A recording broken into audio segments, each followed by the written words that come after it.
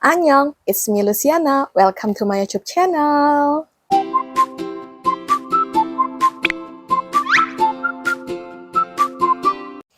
Hari ini gue mau cerita bagaimana gue bisa tertarik dengan Korea dan tunggu aja ceritanya.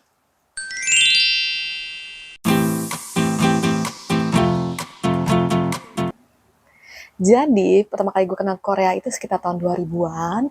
Kayaknya gue masih duduk di SMP, apa di SD ya? SMP kayaknya. SD masih terlalu kecil kayaknya ya. Terus zaman itu tuh kayak suka nonton gitu kan. Jadi yang gue tonton pertama kali itu film Koreanya adalah Autumn in My Heart. Dulu kayaknya kita kenal dengan judul Endless Love yang main si Song Hye Kyo. Jadi nontonnya sekeluarga. Dulu kan belum ada internet ya, jadi nontonnya di VCD, rental dulu di rental terdekat.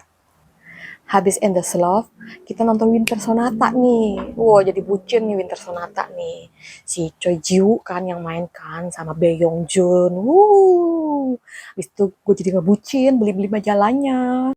Setelah itu gue kepincut nih sama lagunya Bowa nih, Every Heart judulnya. Itu yang pertama kali gue denger tuh versi Jepang. Cacai tahu ada versi Koreanya gitu kan. Oh denger deh, jatuh hati, jatuh cinta sama musik Korea. Tapi sayangnya waktu itu cuma bisa nonton di Channel V atau MTV Asia, siaran luar negeri. Kebetulan di rumah aku tuh siarannya tuh emang siaran-siaran luar gitu kan. CCTV gitu kan, MTV, terus Channel V gitu kan. Terus kalau mau nonton drama, ngerental dong. Rental-rental aja VCD. Dulu belum ada DVD, adanya VCD doang nih. Berseri-seri dan cukup panjang. Nah, waktu itu kan ngebucin musik sama dramanya. Terus di SMA tuh kenal Dongban Sinki atau TVXQ gitu kan. Itu tuh udah mau lulus SMA, mau menjelang kuliah gitu kan. Pas kuliah, gue sibuk dengan kuliah, jadi perbucinan gue terhenti gitu kan. Yang paling lucu dulu SMA tuh gue pernah ke warnet nih, gue ke warnet, terus ngecek-ngecek audisi SM Entertainment. Gile, gue mau jadi trainee di SM, tapi gue kagak ngerti bahasa Inggris waktu itu. Inggris kagak ngerti, Mandarin kagak ngerti, nggak bisa gue baca itu. Cuma bisa buka websitenya doang, tapi nggak ngerti apa-apa gitu kan. Oh dia ada bahasa Jepang juga, lah itu juga gue nggak ngerti. Ya, sudahlah pupus harapan gue. Gue kuliahlah dengan baik, jadi mahasiswa yang baik. Setelah lulus kuliah, gue bingung. Pas dalam kebingungan gue, kegundahan gue itu, gue bertemulah dengan sebuah drama, Boys Over Flower, yang main Lee Min Ho. Dari situ gue mulai ngebucin lagi, K-drama, K-pop, sampai sekarang suka dengan Korea-Koreaan. Tapi itu cuma start awal doang gue memulai suka dengan Korea.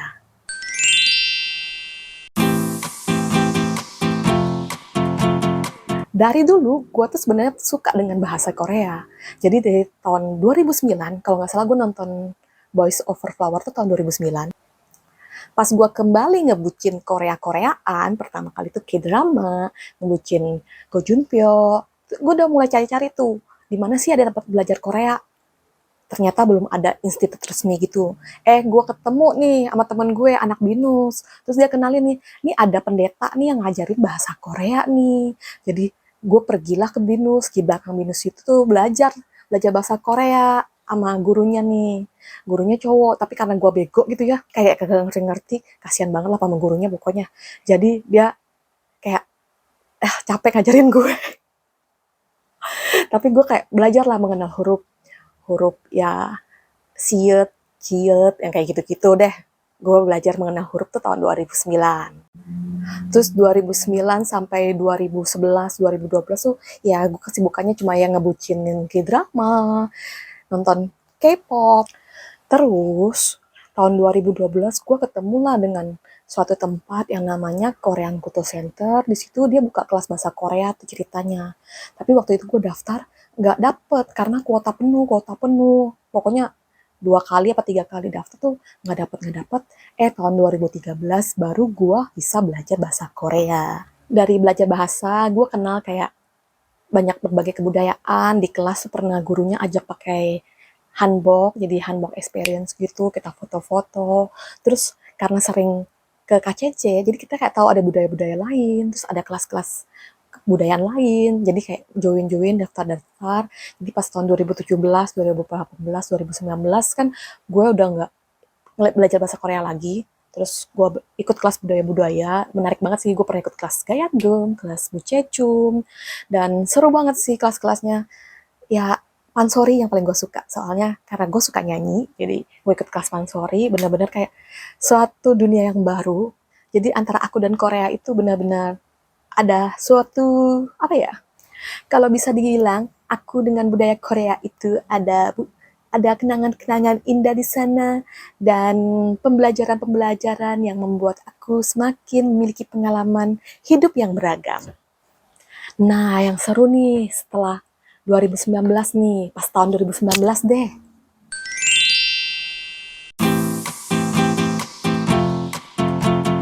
Jadi ada pembukaan supporter dari Embassy Korea, yaitu mereka cari sahabat Korea. Jadi orang-orang Indonesia yang mau menyebarluaskan tentang Korea. Gua daftar, keterima dong. Terus yang paling bikin terharu tuh ya, pas pembukaan kan kita datang ke embassy nih. Aku kepilih buat jadi orang, apa ya, buat jadi supporter. Aku tuh termasuk jadi supporter yang menerima appointment letter. Jadi kayak surat penunjukan. Lu ditunjuk sebagai sahabat Korea dari periode sekian-sekian untuk menyebarluaskan tentang Korea melalui sosial media. Nah, dari ikut sahabat Korea ini, gue jadi tahu kalau ada yang namanya honorary reporter. Jadi gue daftar lah 2019 itu juga, dan keterima juga. Sampai sekarang gue jadi honorary reporter sudah sekitar, hitung aja sendiri ya, dari 2019 sampai 2023. Kembali lagi cerita ke sahabat Korea. Jadi gue jadi sebagai sahabat Korea ini kayak banyak pengalaman-pengalaman diplomasi lah. Intinya sih pokoknya gue banyak memiliki pengalaman-pengalaman luar biasa. Walaupun gue mesti cari tahu sendiri ada proyek-proyek apa dan kayak ada perlakuan khusus, nggak dispesialin. Jadi kayak gue ikut seminar milenial, gue ikut seminar industri 4.0. Pokoknya seru-seru banget dan pengalaman-pengalamannya tak terlupakan sepanjang tahun. Dan yang paling tak terlupakan itu aku dapat award di akhir tahun Desember, dapat juara 3. Lumayan, juara 3. Lumayan lah pokoknya. Gue jadi sahabat Korea tuh dari 2019 sampai 2022. Periode aktifnya tuh 2019 sampai 2021. Dan 2022 gue jadi mentor. Mentor ini tugasnya membantu manajer sahabat Korea dan memberikan masukan-masukan pada sahabat Korea yang aktif untuk bertanya mengenai program sahabat Korea ini. Kayak pencapaian gue lumayan ya, bisa jadi mentor. Wah. Nah, tahun 2020 gue kenal yang namanya Korea ASEAN Online Supporter. Nah, gue join dan keterima. Pas tahun 2021, gue dapet grand prize. Jadi gue paling tinggi lah dapat awardnya gitu. Kayak gue ngerasa bangga karena konten gue dihargai, kerja keras gue dihargai, dan skalanya tuh satu ASEAN gitu loh. Korea dan ASEAN gitu kan. Sebenarnya luar biasa. Di tahun 2022, gue join Weko Supporter, We Are Koika Global Supporter, dan kayak pengalaman gue tuh semakin global gitu loh. Gue kenal banyak orang dari berbagai negara dan gue jadi ngerti tentang ODA, SDGs. Bener-bener kayak gue harus memperhatikan lingkungan gue agar panas seperti hari-hari belakangan ini bisa kita atasi 30 tahun ke depan. Ya nggak usah 30 tahun lah, 7 tahun lagi deh, 2030 deh, kita mau lebih go green lah, lebih aman lah hidup kita. Dan 2023 ini gue join Key Influencer. Gue belajar dari sini gue mau belajar kalau gue tuh bisa bikin video konten, bikin video YouTube gitu, supaya nanti gue bisa apa ya, ya bisa jadi YouTuber gitulah tentang Korea-Koreaan. Kayaknya keren gitu kan.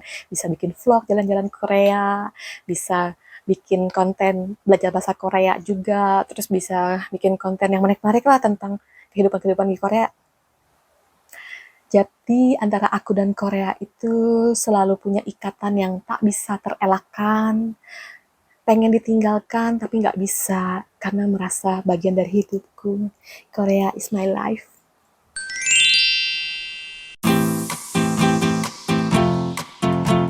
harapanku sih ya nanti-nanti masih bisa tetap aktif join supporter Korea dan tetap aktif mempromosikan Korea karena Korea tuh sebenarnya indah banget.